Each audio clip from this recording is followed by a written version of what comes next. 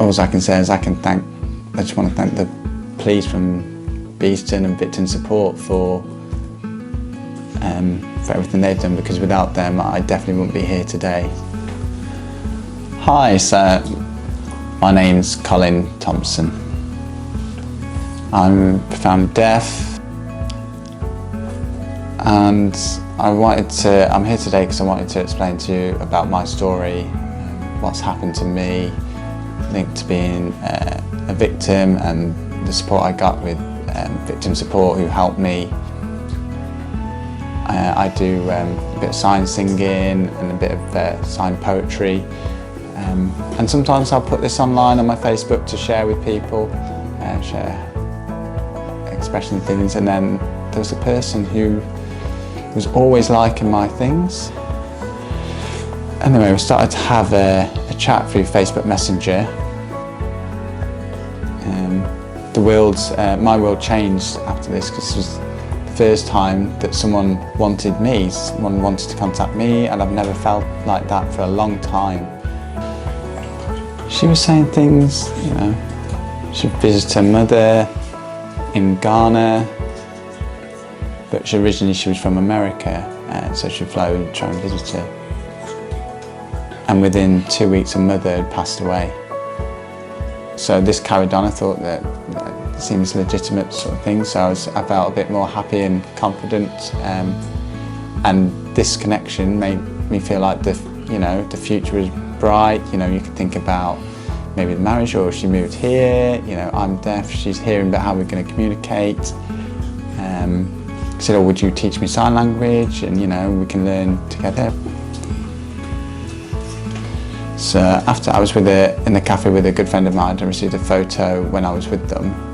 You know, I was sharing the photos to my friend, sharing the news and everything like that, and he looked at the photos and looked at me and said, do you want me to be honest? I said, of course, you know.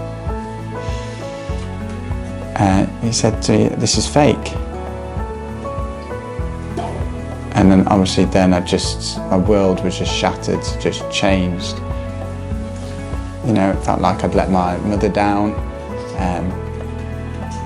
because you know, she'd given me the money for me to buy this flat, and she'd left that in the will, and I'd been sending this money to this person, you know, so I could build a new life together with them. And so really, after I'd had the bank's information, my friends had told me it was fake, it was only me who wanted it to still be true and still be real. And then they put me on to Victim Support.